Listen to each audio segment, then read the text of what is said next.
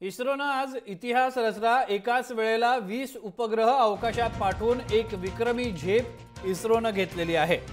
PSLV C-34 satellite लॉन्चरनं 20 उपग्रह घेऊन सकाळी 9:30च्या सुमारास उड्डाण करण्यात आलं।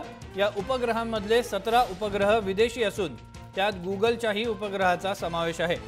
भारताच्या कार्टोसॅटसह पुण्याच्या स्वयं उपग्रहाचा देखील यामध्ये समावेश आहे। अमेरिकेचे 12, इंडोनेशिया, कॅनडा, जर्मनीचेही उपग्रह या 20 उपग्रहांमध्ये सामील आहेत। गुगलच्या टेरबेला कंपनीचा उपग्रह देखील PSLV द्वारे अवकाशात पाठवण्यात आलेला आहे। या सगळ्या उपग्रहांचं वजन मिळून 1300 किलो असल्याचं सांगण्यात येत आहे।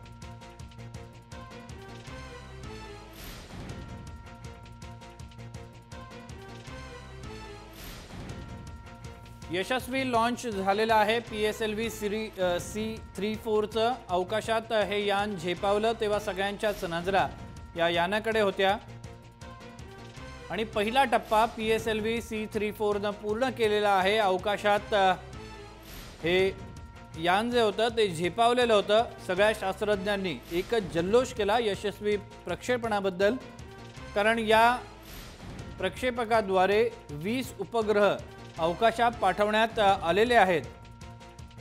आतापर्यंतची ही सगळ्यात मोठी संख्या आहे उपग्रहांची जी इस्रोनं अवकाशात पाठवलेली आहे एकाच वेळेला।